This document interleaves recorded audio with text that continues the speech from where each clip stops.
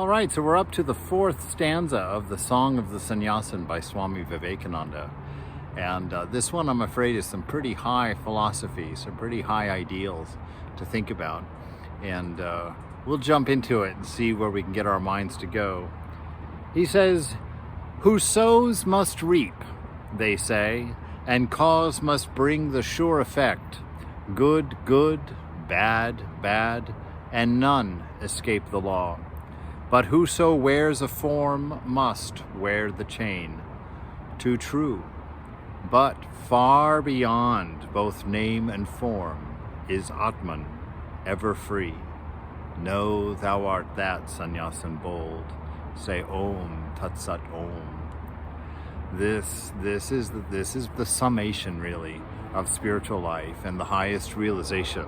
This is the place where the sages live, the understanding and the knowing of the nature of ourself as our union with the beloved, with that divine force we call God when we're caught in this world of samsara, this form that we've taken on.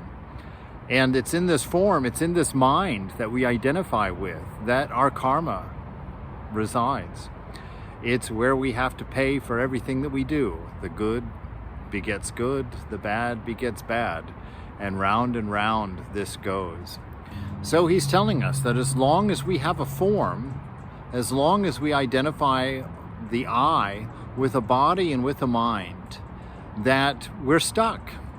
We have to obey these laws of cause and effect in this world. There's no way around it. You know, we call it karma. You know, every cause has an effect, every effect has a cause. That's karma.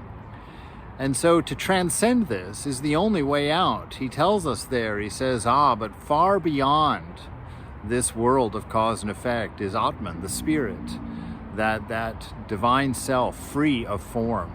In the Avadhuta Gita, it says, all form is false, that it is not true.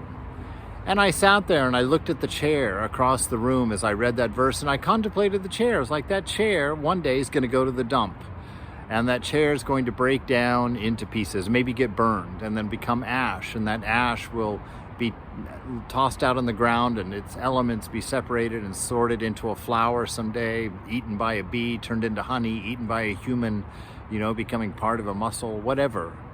You know, that chair is false. It is not native to its element to be a chair. Its element, whatever that fundamental thing that is chair, is ultimately going to be many other things, including you and I. And that's the way to understand form. See that it's constantly changing. That this world as it is right now, with these houses and these forms, just like Jesus was telling his disciples while they were walking through the streets of some grand city. And Peter says, "Oh, Jesus, look at these beautiful houses, look at these beautiful buildings." And Jesus says to him, "I tell you the truth, Peter, there will come a day when not one of these stones will stand upon the other." And now you can take your trip to the Middle East and see that for yourself. So learn from this and don't be deluded by the idea that you are this form. This form also will degrade when you pass away, when you leave it, as it were. And this form will go and become a part of all material things, as prana, as energy. So far, that's kind of what I've come up with imagining, I guess, what the fundamental element is. It's energy, it's prana, it's the active side of the beloved. And so that is the nature of this world. If you can come to know that, not in your mind, not as an intellectual idea, not as an experience, because it's transcendent, it's beyond experience. This is an intuitive knowing that we can't really talk about. And it's a knowing that comes through paying close attention to discerning very carefully, knowing that anything that changes is unreal, that thing within you that is unchanging alone is real. And as you move toward that identity, or that lack of any particular identity, you become freer and freer and freer until you touch the nature of the universe itself, until you know what it is to be human, what it is that humans are a manifestation of, what all things are a manifestation of. you'll finally get the message of what a flower is trying to tell you, of what name everything around you is saying, of what song the summary of the universe is singing.